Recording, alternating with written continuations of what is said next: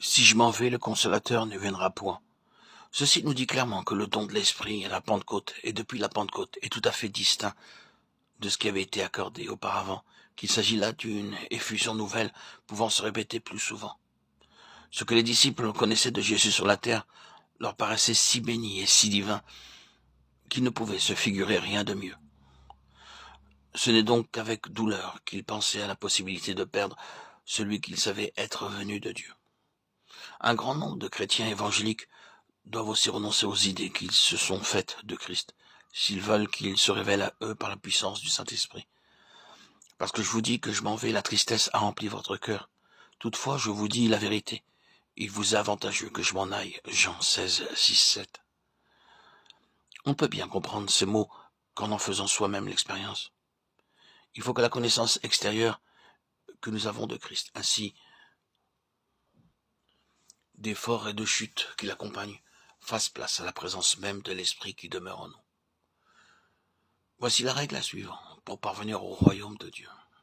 Par la mort à la vie, tout perdre pour tout gagner.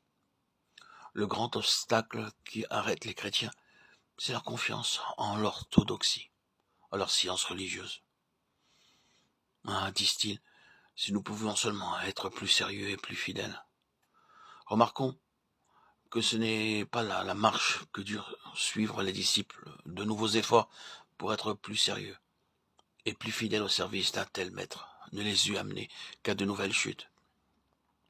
Il fallait que aussi les disciples fidèles en vinssent à abandonner leur ancienne manière de connaître Christ, pour recevoir une vie toute nouvelle de communion avec lui. Oh, puissent les chrétiens ouvrir les yeux sur le moyen infaillible de vivre d'une vie sainte, sur la nécessité de posséder au-dedans d'eux l'Esprit de Christ, qui leur révélera, leur assurera la présence du Seigneur et de sa force. Seigneur Jésus, oui, je me réjouis de ce que tu n'es plus ici-bas. Je te remercie de ce que tu te manifestes à des disciples par des rapports encore plus réels, plus intimes, plus tendres et plus efficaces que si tu étais sur la terre. Je te rends grâce de ce que ton esprit habite en moi, de ce qu'il m'apprend ce qu'est la communion avec toi, me faisant réaliser ta sainte présence.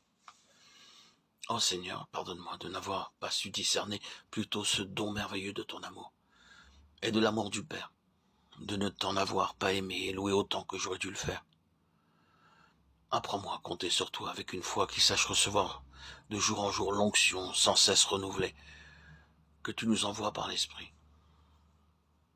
Daigne aussi, Seigneur, exaucer ma prière pour tous ceux de tes rachetés qui ne savent pas encore abandonner toute intervention de la chair et recevoir en échange la vie de puissance qui vient de l'Esprit. Veuille réveiller l'Église, veuille faire comprendre à chacun de ses membres qu'il trouvera le sceau de son élection, le secret de jouir de ta présence et la force de répondre à sa vocation, dans la conviction que l'Esprit demeure en lui, et que par là son Sauveur est réellement son guide et son ami. Accorde-nous cette grâce, Seigneur, pour l'amour de ton nom. Amen.